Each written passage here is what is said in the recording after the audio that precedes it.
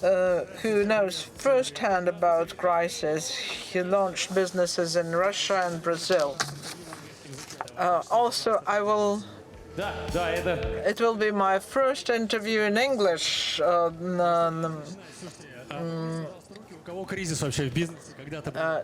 have ever faced a crisis in your business? What about the others? Are you not in business or you have never encountered crisis? Oh, it will be incredibly interesting to talk to someone who faced no crisis in their business. I would only dream as an entrepreneur to see my company grow without setbacks, but things happen in our lives in the country. And first, we will hear a talk by Elena Konstantinova, who will explain why the most important decision for a founder is to say no. We'll have an interview with Luísa Beserra, who opened her business at 17. And I suggest that we start with Luísa Beserra at 17, launching her first business. So our next guest is truly amazing. Anna started inventing at 15, founded her first company at 17, and has been recognized by UN for her work bringing clear water to Brazil. Anna, hello. Hello, everyone. Nice to be there. Yeah, great to have you here. Could you tell us a little bit more about your company? Yes. So STW is Sustainable Development and Water for All, the meaning of the name of the company. I founded, as you said, with 17 years old. And it's a startup that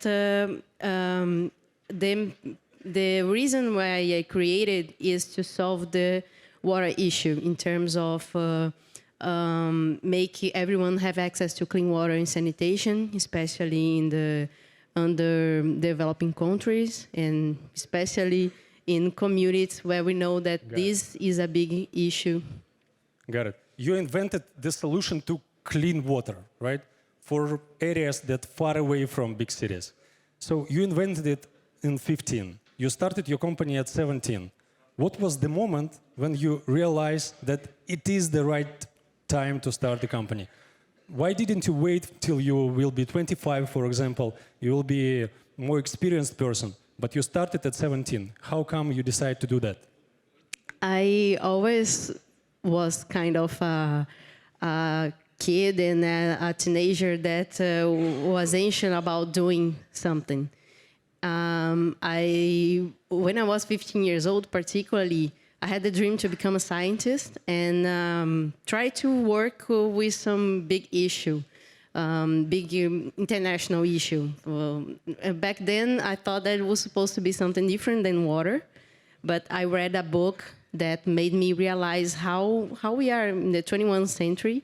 People have internet, they have smartphones, and still there is 1 billion people without access to clean water. This is like in Brazil, right? Worldwide. Worldwide. In 1 Brazil, million people. yeah, 1 billion. Billion. Yeah, in Brazil is 33 million people. All right. And you focus on Brazil market right now? Yes, it's a big market, is where I'm from, so it's easier for me to operate there. Of course, our technology can be applied to different countries and continents. Right now, do you have it in plans? Do you plan to go beyond the Brazil? Yes, we already are in Ecuador, in Puerto Rico, but we know that one of the continents that has a very big issue in terms of water sanitation is Africa and some part of Asia, and we know that our plan for the future considers going there. So your solution can be used in different other regions of the world, right? Yes.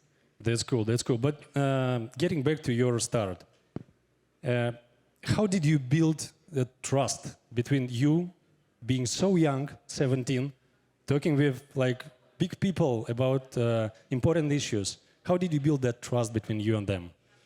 It was something very difficult, and what I need to learn is that we need to prove ourselves.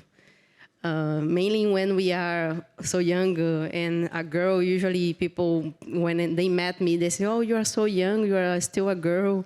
And we can understand that it will be hard to convince them of our abilities, capacity, and the potential of my startup, my product.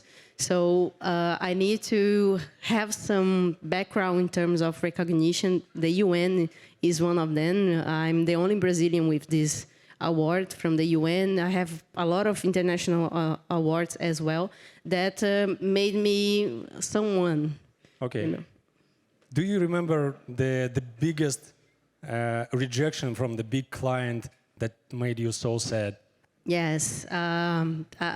There is one really big company. I won't say the name, but It's safe here in Russia. You can tell any name. Okay. It's Coca-Cola. It's Coca-Cola. Yes, I met. Do you remember the name of the person from Coca-Cola who rejected you? Yeah, but he's not in Coca-Cola anymore. So We will close his entry to Russia. well, okay. he met me when I was 19 years old, and he is responsible to invest in social projects in water from Coca-Cola. So he's the guy that I need to convince.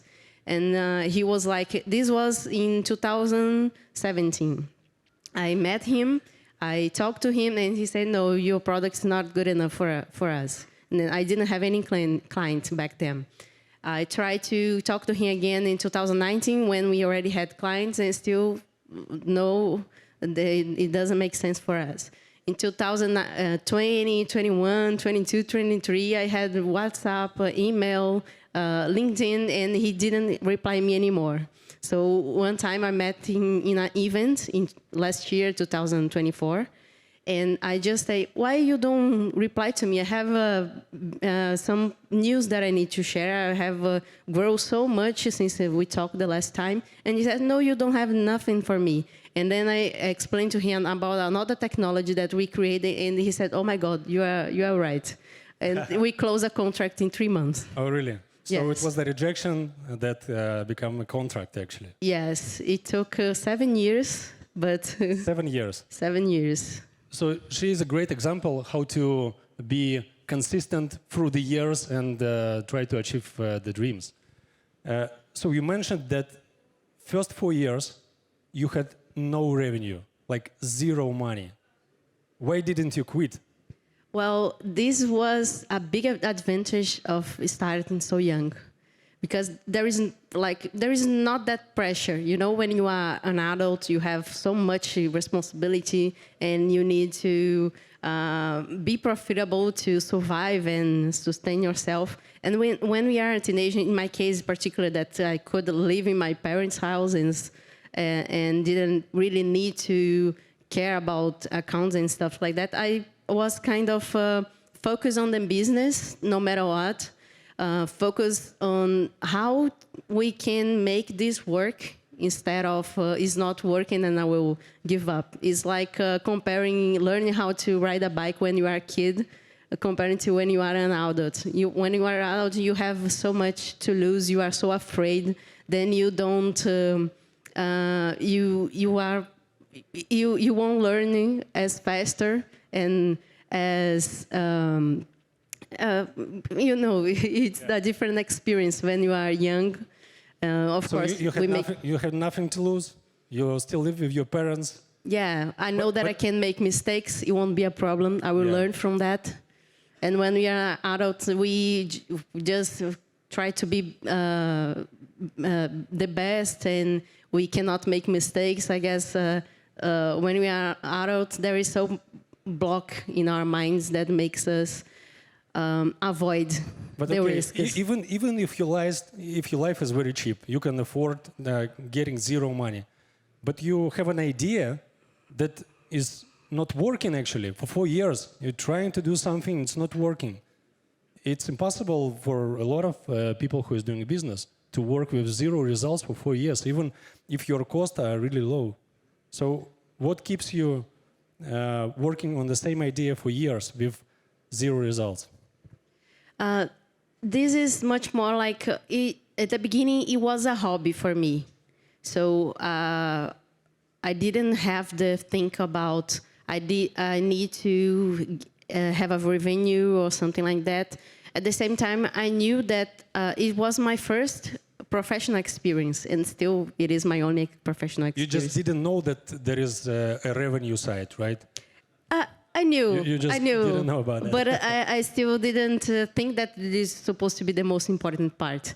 Okay. For me, the goal was to make my technology reach the beneficiaries, the end users. This was what made me start my business, because as a scientist, I didn't see that become a reality.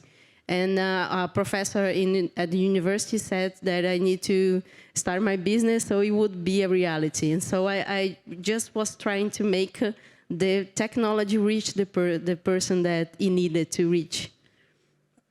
Without this professor's advice, would you become an entrepreneur? Maybe a little bit later.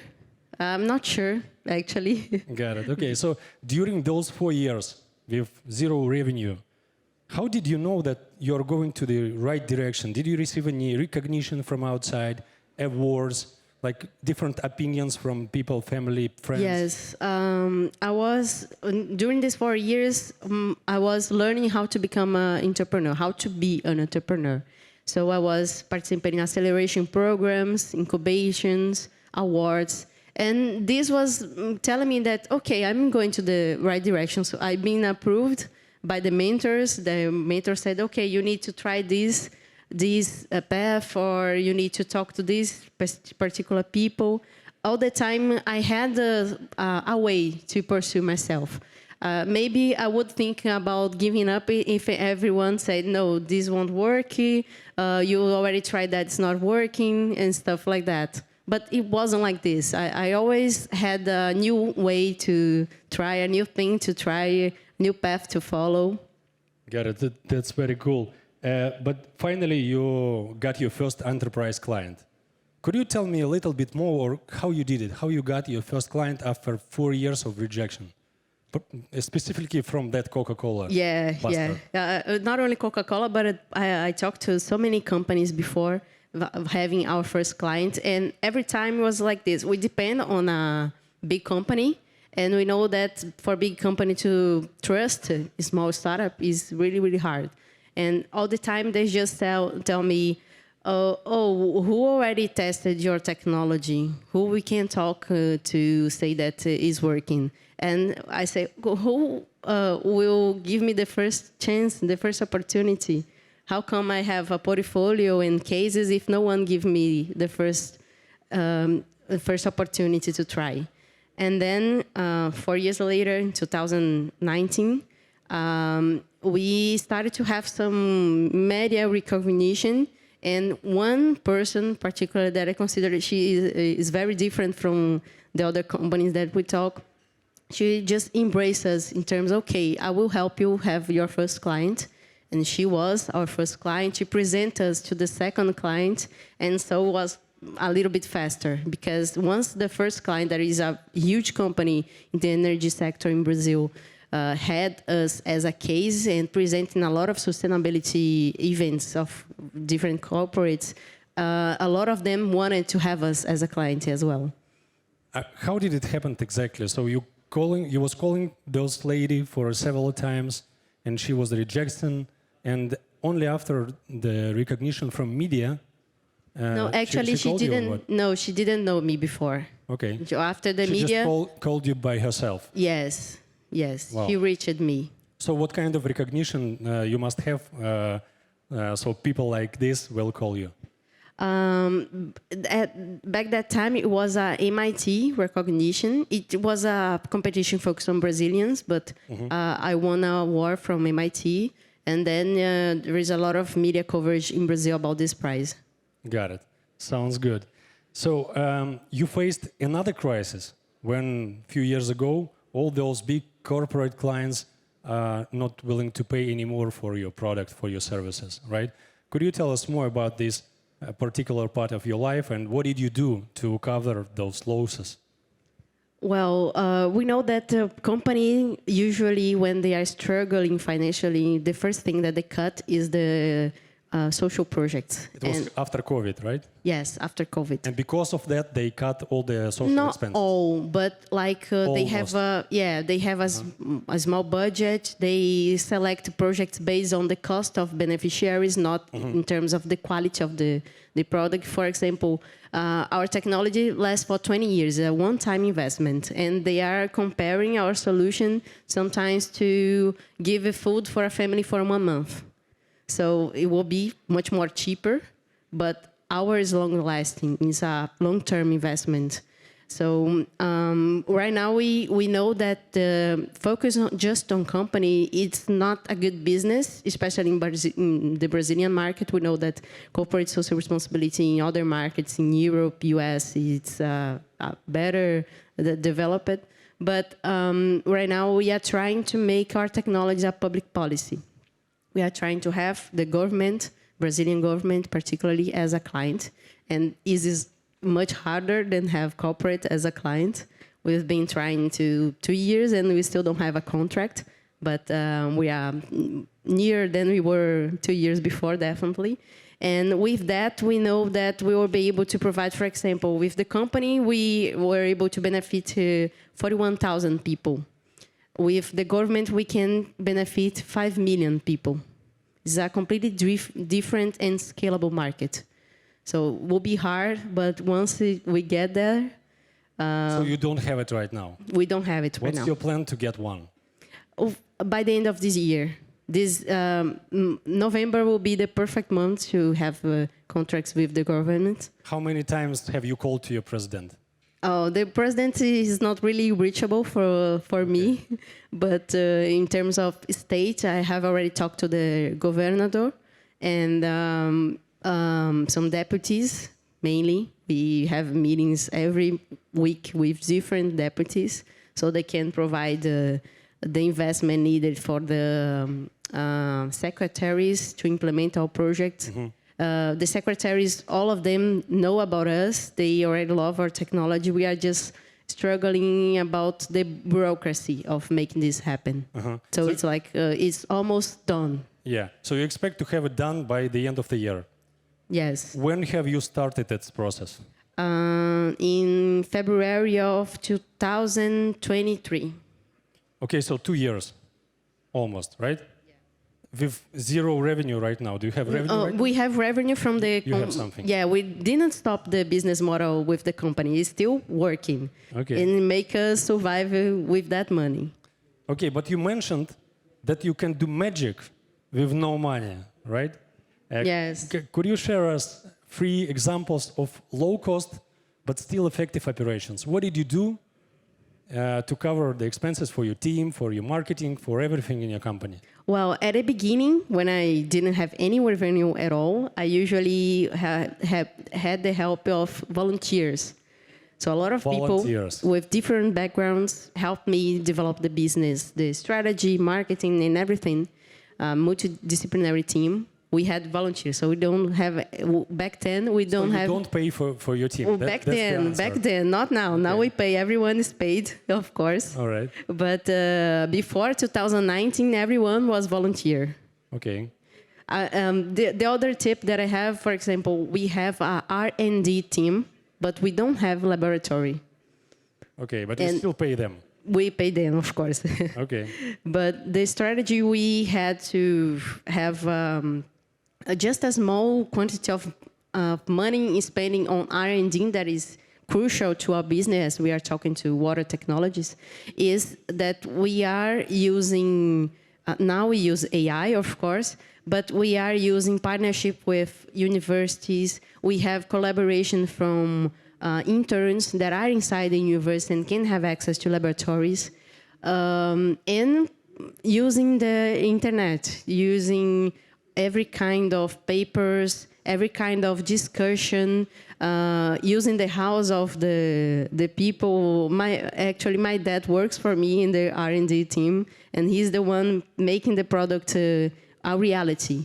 We have the idea, we study, do the theory, and he make it happen. in Got practice. it. Brilliant. So my last question will be, you going through the crises by yourself a lot of times, right?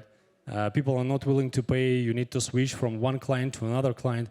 How you manage to work in this crises by yourself?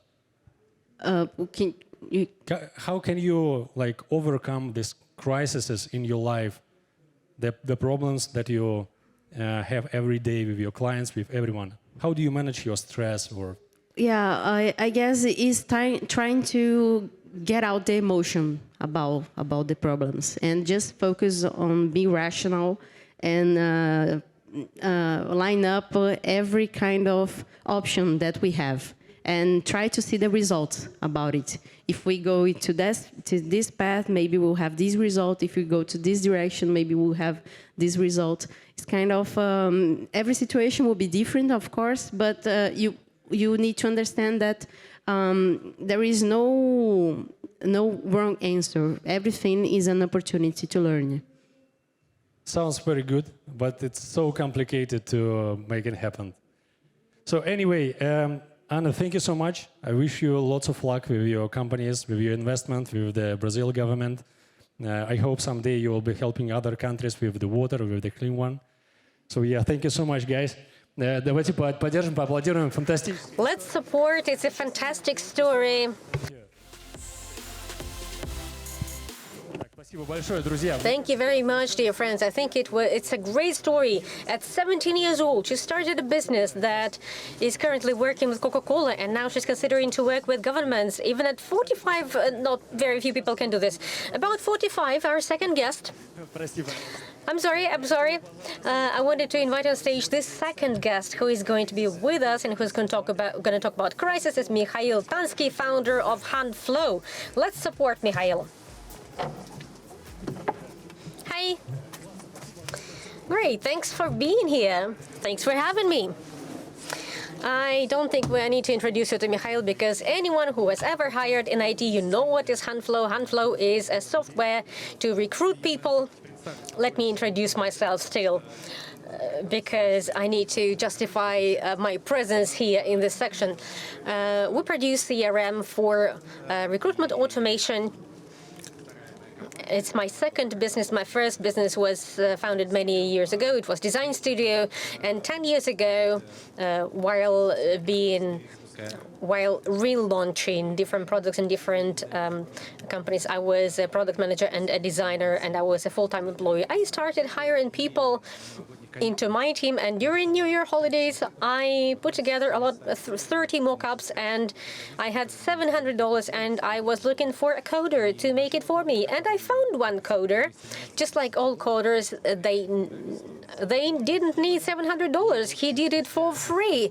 And 10 years later, we are still together. We are doing this, and we are system number one in this market. And here we still are. We are not a startup anymore, but this is my first significant company, and we faced a lot of problems, and we discussed a lot of things.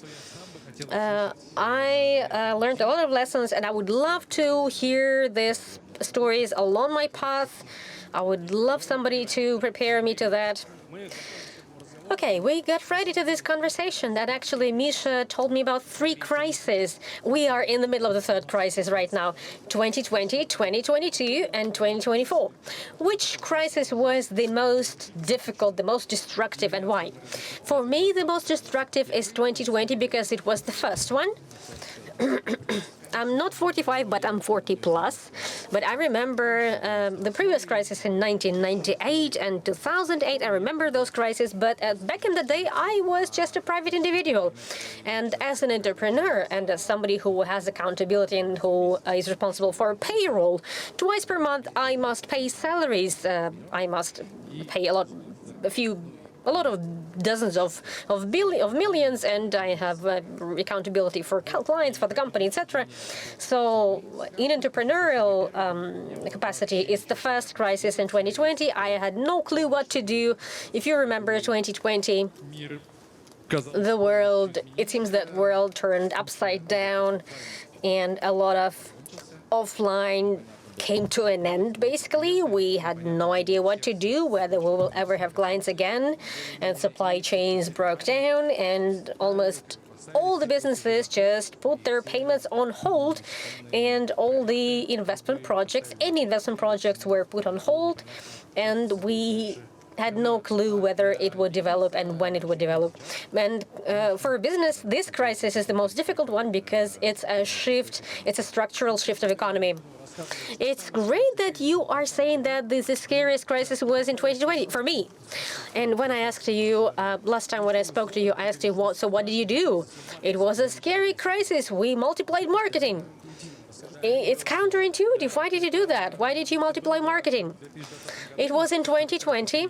In every crisis, these questions are relevant. What are you to do? What should you double down on? What should company invest in? Where should you cut your costs? Where you should increase your investments? And in 2020, there are two questions. Question one. Question one, what are you to do with your team? Do you lay off people, or what do I do with my team? What do I do with my costs? Yeah, and my question is about marketing. Yeah, I remember the question. I will get to that. I have ADHD, but I remember the question. And the first question is, what do I do in terms of revenue? You cut costs, first of all, but then how can you benefit from this situation? How can you develop? How can you evolve in this situation, in crisis? And it took a long time to think, and we had some safety cushion for a few months, so for like 3 months, for 2 or 3, maximum 4 months safety cushion, and we had to decide what to do. And I would lay down at home. I would eat twice per day. I would order McDonald's delivery at home. I gained 15 kilos. I was super stressed, and I was laying down at home. I was just looking into this, watching the ceiling. And since we have a safety cushion, then all the competitors stopped any investment, but we have still some money, so it would be a great opportunity to double down on advertising and tap and conquer half of the market. And it really worked. It helped us. Back then, our brand stood out versus other companies, and then different companies, including large companies, federal large companies and transnational companies, started working with us back then. And it was a great solution. It was a great decision. In case if you have money, in case if you have some safety cushion, then doubling down on marketing is one of the great options. It's risky, but it turned out to be a great investment because it helps you capture the market share. One of my managers said it's better to have a terrible end rather than terror without end. Yeah. Anyway, business is a bet. You're always betting on something in business. These are it is just bets, and this was a good bet for us. You mentioned that in this or in another crisis you had a nervous break. Yeah, that was the crisis where I had a nervous breakdown in 2020. How did you get out of that nervous breakdown? You must be a very courageous person. Okay, this is crisis. We're doubling down on marketing. But you said that you were having McDonald's deliveries twice per day, and you had took away emotions. No, I didn't have. I was in emotions, and I was quite fat, and it was just a managerial decision, and I combine roles. I'm an entrepreneur. So I own 50% of the company, and we have CEO also who owns the other 50%. And entrepreneurs are, they are people with elevated or too low, what is it? So we are more tolerant to risk. We're more risk tolerant. We are psychos, yeah, I know. So we're driving, we're not scared, we're not fearing. So nervous breakdown, the nervous breakdown resulted in that, right? No, there were a lot of things. Where do I get the money? Where do I do with my team? There were a lot of questions. But what helped you? Nothing. For 2 weeks, I was staying at home, and I was trying to figure out, there are a lot of variables, and they're unknown. I'm just writing them down. What are the potential advantages? What are potential disadvantages? And I'm thinking, okay, it's my money anyway, right? I'm the entrepreneur here, so I'm doubling down on marketing. Let me convince my partner to double down on marketing. I mean, the other co-founder who owns the 50%. Did you ask his advice? No, I did not ask him his advice. I was just negotiating it with him. I was selling it to him. You sold it, I guess I see. In 2022, was it the same with marketing? Yeah, that. It works it works. You always have competitors around you, just like in any other more or less mature market. You have competitors, stronger, weaker competitors, and some have a chance to continue investing, some do not have the opportunity to keep on investing, and they just suspend their business, and this is just a universal way to act.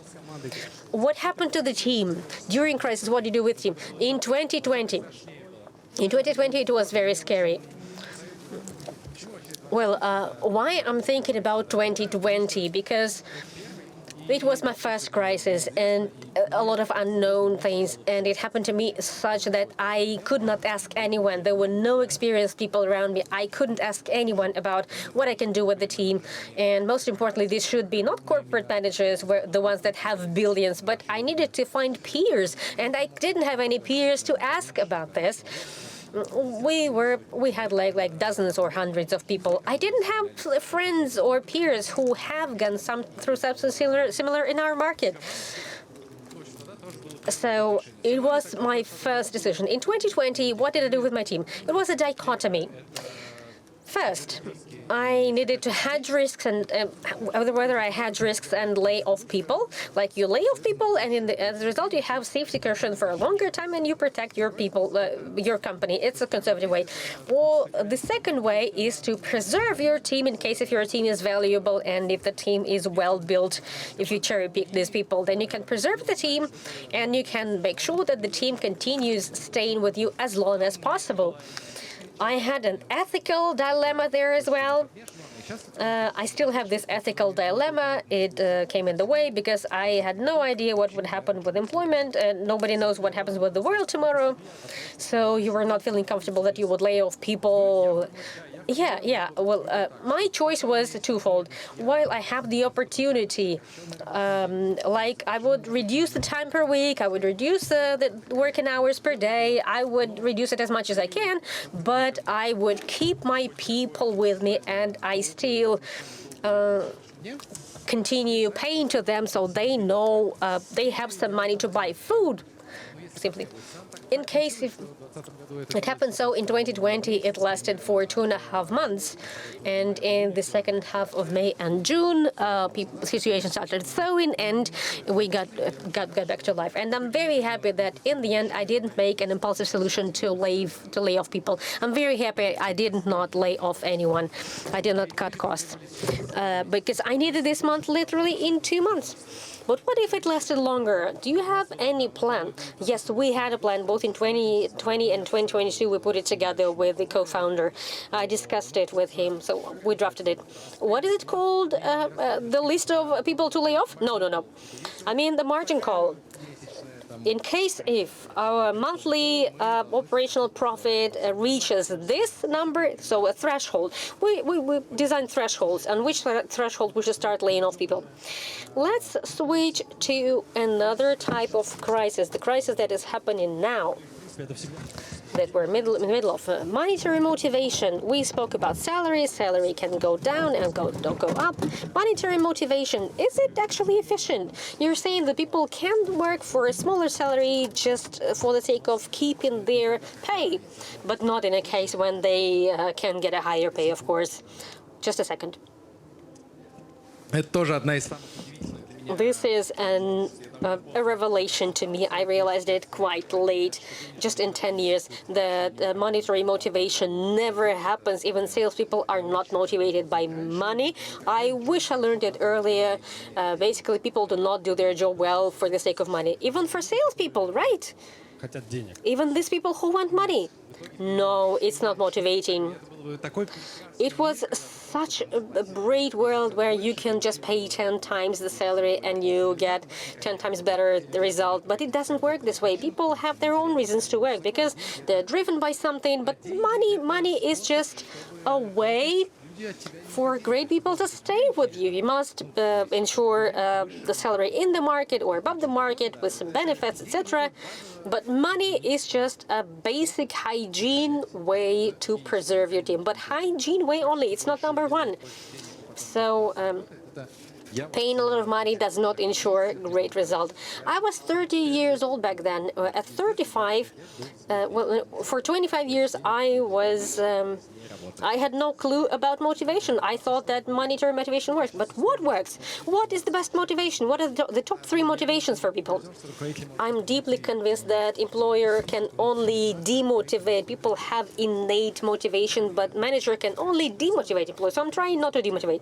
So you should just find motivated people. Yeah, and in the case of the person is not motivated by default, you cannot do anything to them. In case of something happens in his life, you cannot do anything at work to motivate him. People are motivated themselves in any roles, in any jobs. I'm not talking about mass employment. I'm talking about creative jobs. Any creative jobs. Утверждение интересное по поводу. It's an interesting statement about financial and non-financial motivation. Were there things that you believed in and you would do them, but they were mistakes and they cost you a lot? Like people would get demotivated, they would leave you. Of course, I made some mistakes. Of course, when I was a non-experienced manager 10 years ago, I was a manager with no mistakes. I made a lot of mistakes. I cannot tell you which one was about people exactly, but I believe one of the brightest and the repetitive mistakes I made were at growth time, at the time of rapid growth. It was a revelation to me.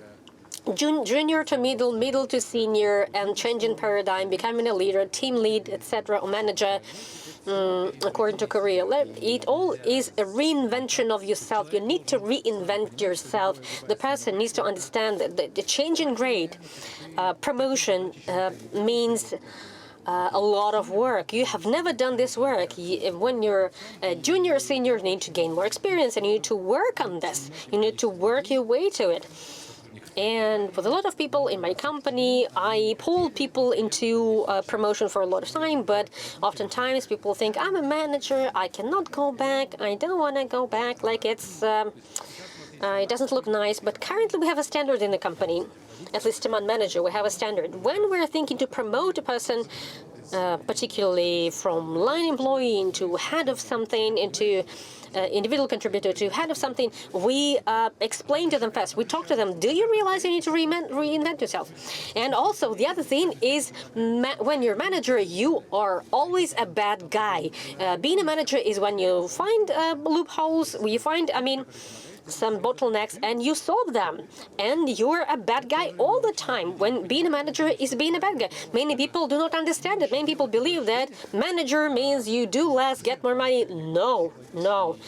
Actually, the type of work is very different, and we discuss a lot of times what it means to get promoted. Are you ready to this? In case if you're not ready, then we have a lot of work for individual contributors. You don't have to grow vertically. It's a great insight because a lot of entrepreneurs are promoting employees. Yeah, that's me. That's what I used to do. Because we don't know how to hire from the market. And sometimes it turns out that people do not want promotion, and we are willing to promote them. And then they burn out. Then they get burned out. My last question is super interesting, because I believe Misha, based on specificity of his business, Misha has the most fresh information about what's happening in the market now, right? One of, we work with HRs. Let me explain why. Our product is sold based on the number of recruiters. Recruiters are always, recruitment is always an investment. Either it's a new department or a new market or something like that. Recruiting always means growth. And any company, any business that is in recruiting market, during crisis, they see the first ones. Nobody sees the crisis, but recruitment companies already see the crisis because recruitment gets laid off. First of all, investments are not needed. They don't need people. And recruitment also is the first one to see that there's recovering from crisis. Well, of course, somebody can see this, but most of the people cannot see that. But recruitment people see that crisis is about to be over because yet again, people have money and they are hiring people. And they're expanding. Okay, exclusive information. Let's hear what's happening now. Despite the fact, We're in the middle of a crisis. Despite the fact that the interest rate is going down, it has been going down in the recent months, the key interest rate. Despite this fact, economic situation is getting more complicated because if you read about VAT and benefits and things like that, they either get cancelled, benefits get, and IT companies used to have VAT exempt, and they had a 50% discount for some fees for employees. Okay, so the situation is quite severe, and if we talk about what's happening to labor market as it is, then it's yet another challenge. On the long run or midterm, so for a year, the situation has been hazardous. The situation is amazing. Businesses they do layoffs, they cut costs, but they have a lot of vacancies. There are a lot of vacancies overall, different vacancies. Almost in all industries, they have a lot of vacancies. You cannot quit these vacancies because during crisis, requirements to the team are growing, but at the same time, there are a lot of candidates who can't find a job because they're not in line with the requirements. Employers demand higher competency level from candidates because during crisis, you cannot, like when there's a lot of money, when you're well off, then you can hire some people who are not efficient enough. But these days, employers are recruiting super qualified people. So there are a lot of vacancies, and it takes a long time to close these vacancies. Okay, amazing things are happening to the market. Yeah, that's quite tricky, and it hasn't happened in a long while. I think it's similar to 2008 or 2009. Okay, what's the next step? Currently, we have a lot of vacancies and a lot of candidates, and there are no matches between candidates and vacancies. What do you think is going to happen next? When these matches are going to happen? First of all, entrepreneurs are crazy, and also entrepreneurs are very optimistic. I believe that as a result, the economy will get adjusted, everything is going to be great. The market will unhold or will start recovering, will flourish again. Despite the fact that these days, the economic situation is very tough, but we believe that sales are not dropping that much. And also, recruiters are not laid off, and some of them are hired, so it's not going down. So I'm being very optimistic about the future, but it's going to be not easy. It's going to be difficult. We will make it. We will overcome it. Friends, this is Mikhail Tansky, founder of Huntflow, with a forecast about what's going to happen in the future. Thank you very much. Friends, let us continue. We have the next speaker, and the next speaker is... Yeah, thank you. And the next speaker is Elena Konstantinova.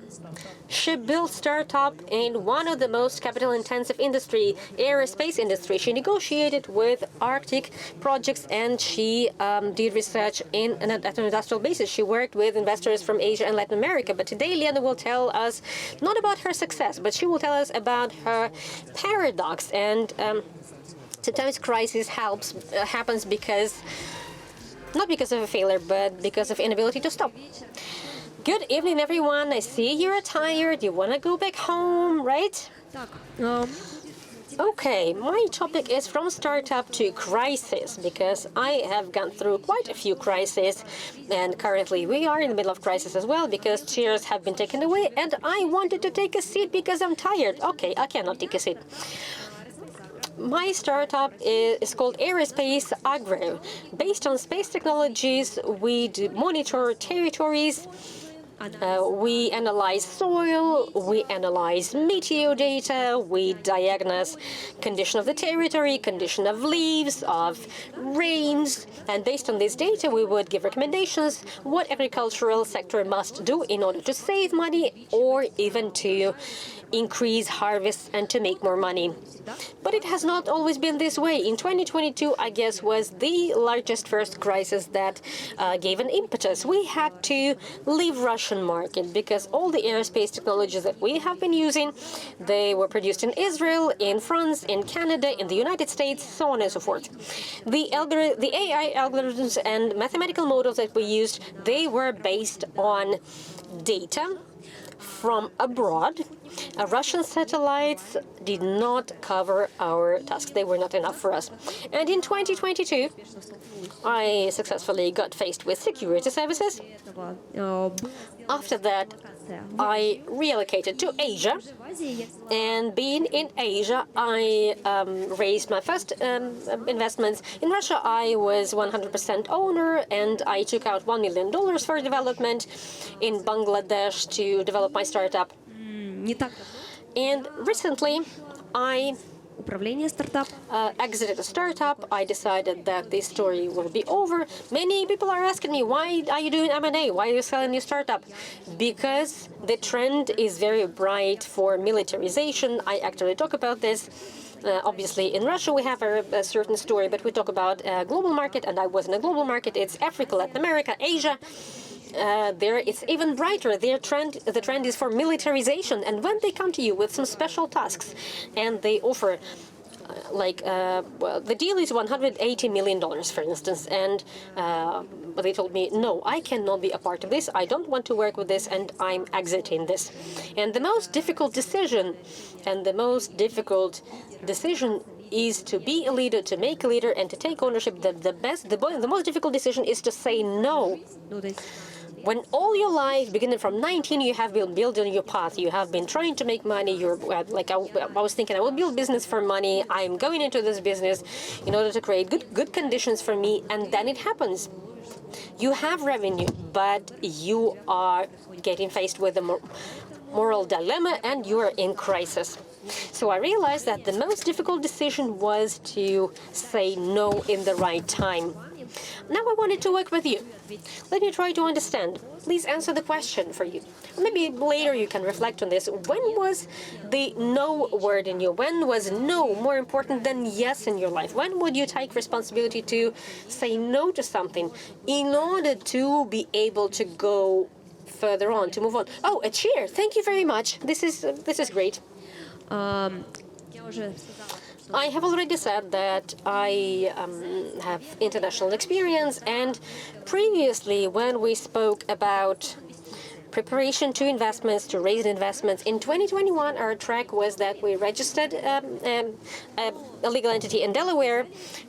We were not approved as a company, as a contractor, but we took our agreements from 4 funds, and we signed agreements for the first investments. It's $12 million. It's a good investment for space technology. The funds that you raise, they start from these numbers approximately. This is a starting investment. And what happened next? In February 2022, I got emails that, Elena, we do apologize, but we have to stop our cooperation and we will not work with you. And it happened so that a part of the team churned. They left me. 17 people left me overnight. The most difficult thing was that CTO left me. Before the time when team left me, before CTO left, I dated a boyfriend for 5 years. 5 years of relationship, he left me, and it was okay. I was good about that. But when CTO left me, I took depression pills for 6 months. It was really difficult. You have a tax specialist. He is your co-pilot. 24/7 you are together.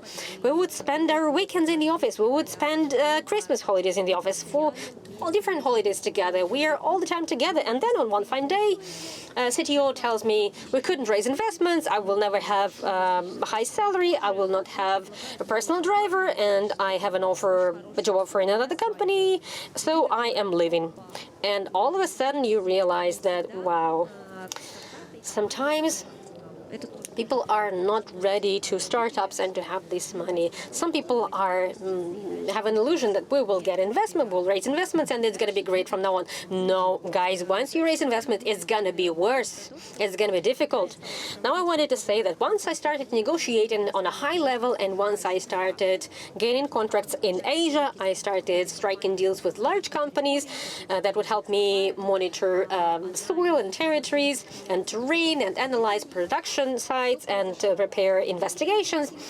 I would get good money. I was paid well. But once you get this money, then you need to work for that. Then you need to build a team. You need to build a process. You need to see what works, what doesn't work, and why at some point something stops working, whose mistake it was, who's the culprit. And I had international team, people from India, Pakistan, Bengali, people from CIS, so it was a boiling pot, a melting pot. Some people do not respond, some people are saying, I just translated this task wrong, and you're thinking, how could you translate this task wrong? And deadlines are not met. When we worked with designers and when we make reports or materials, I always tell everyone, tell them that deadline is 5 days in advance, because they will always be running late. So move the deadline by 5 days closer to the date. And sometimes some negotiations were disrupted and presentations would not be right and the images were wrong because designers have no idea about space, aerial space images. They don't care whether it's a manufacturing site on an image or something else. One fine day I'm just looking at an image and it's the wrong manufacturing site and they are competitors. These people cannot see this. And you screw up like that, and it's stressful. It's a lot of burden, but it's pleasure to some extent. Next, when you work with different mentality companies, I mean China, Latin America, Korea, Africa. Africa is very peculiar. They work with France, China, Russia with different investors, and you do some analytics, and then you see that people are running with guns and they are on tanks. And you can get images from the satellite. You send the report to Chinese that here we have, we can explore this mine, these natural deposits here, and all of a sudden you see defense machines, you see tanks, and you see that there is a conflict coming there. And it's certain mentality, and you don't know where you're going, you don't know who you're working with, and you have no idea how far it may go. And it's also kind of a crisis because they may come to your door on a tank and put you at gunpoint. Инвестиции. Компания у меня стала больше 80 человек. Совет из 12 внешних директоров. Круто, классно. Сижу вам сейчас здесь рассказываю. Но не так давно мне пришлось от этого успеха отказаться. И это тоже было сложно, потому что в последнее время мои технические задачи стали звучать так, что, ну вот, допустим, вам нужно провести мониторинг того или иного объекта. Допустим, возьмем пример. Последние задачи, которые и заказчики к нам приходили, это, допустим, разминирование.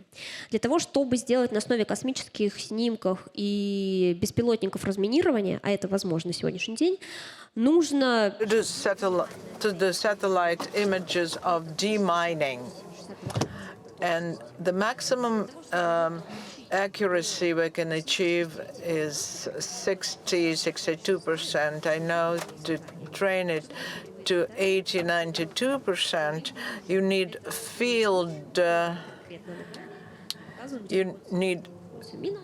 field test, meaning that just human operators should go and test where the mines are. And when I spoke in Singapore, some people were saying we do not need the state, we do not need militarization, but companies were telling them that thanks to us you still survive, and all these companies have government contracts. So I made this difficult decision to walk out of this deal and take my team with me. Founders have this perception error. We perceive failure as something bad. We're depressed. But when you do not have the freedom to be honest with yourself and stop in time, this is our perception error. A startup, the culture of startups have this pattern going to the end. Something we face a failure, something that isn't working, we still Лучше, не знаю, отдать persist. 30 миллионов рублей. But perhaps it's better to repay your 30 million debt rather than make more debt. I do not think that you need to go to persist to the end. If after 3 or 4 times you're still failing, then perhaps you need a different market or a different model, business model. Не все готовы. To repeat, not all startups are ready for investment. Before taking investment, check and recheck your team. You warn your team that they will have to work 5 times more because this money they invest in you, not because they want you to buy a car or a home, but because they want you to, they expect a return on the investment in you. Some people perceive investment as some kind of victory, which is not yet. These are the red flags showing that you need to stop. You need to practice the skill of saying stop. Refuse to enter deals, refuse investments. Чувствую, что-то не так было. А потом думаешь, вот понятно, что с ним не так было и почему. Because we know stories when a business thought there was something wrong with some client. They felt they shouldn't enter in a deal with them. And they turned out right. Стартапер, у тебя нету, во-первых, денег. I got this experience later because when you're a start-upper, then you should just go and face criticism. Criticism is something that you really need. Do not take it personally. Many people used to tell me that it won't work, you will never succeed. Never take it personally, but listen to critics. When you need to stop and take a breath, do not afraid to make a relaunch. If you need to enter a market or exit the market, just take a breath and think. Markets are different, and startups, especially international startups, should be mindful of that. And startup success is not a deal. It is whether the founder is aware of what they are doing, how honest they are with themselves and their clients, and whether they have been able to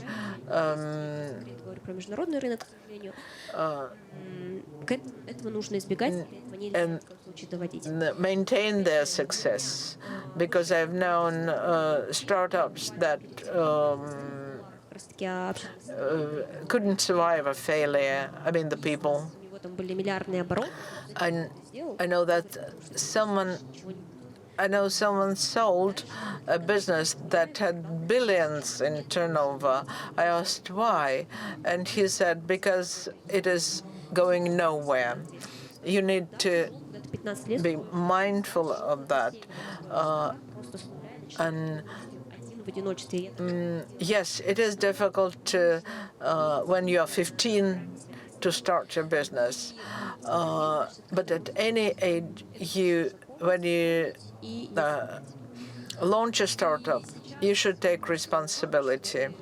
One more question, so that you could reflect on that. What in your life requires you to say no, so that tomorrow you have place for something bigger? Think of what results you want to achieve. Спасибо. Спасибо вам огромное, потрясающая история, потому что Thank you. That's a fantastic story. потому что I've had a number of startups that I had to close, that I had to say no to. Если вопросов нет, они домой хотят. Это нормально. If there are no questions and people want to go home, it's okay. When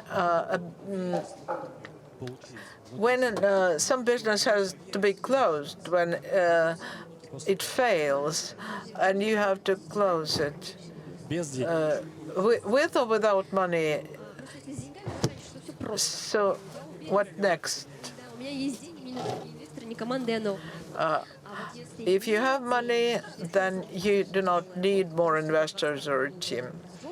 When I was without money in 22, I was in litigation and I had debt.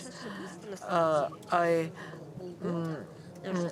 took 6 months to take my business to Asia, but I was still much younger. But if I had a family and children, that would have been much more challenging. I am very positive about going to a psychotherapist. And when actually people who fail are much more numerous than successful people. And when you understand that failures, losers like you, are very numerous. I know that people rarely discuss it. I know that there are many people who launch startups in Russia who did not take off. And нужно больше, чаще говорить про ошибки, я считаю, потому что but they avoid discussing their mistakes. Я вот стекал по стене, I пришел отказ found российскую, it и в этот helpful when an international company refused to buy my Russian company, and after каждый день вставать и что-то делать. after half a year, I just forgot about it. I didn't care. I know that it's hard to make you go on. I would just lie down and stare in the wall after my CTO left. And you earn money, but you just repay your debt. But still, Говорю про медикаменты и that is why I'm speaking about psychologists, psychotherapists, and taking appropriate medications. Так, ну что, давайте заканчивать. Сегодня 3 спикера, 3 истории. Let us sum up. We heard 3 stories how failures become opportunities. Thanks for being with us.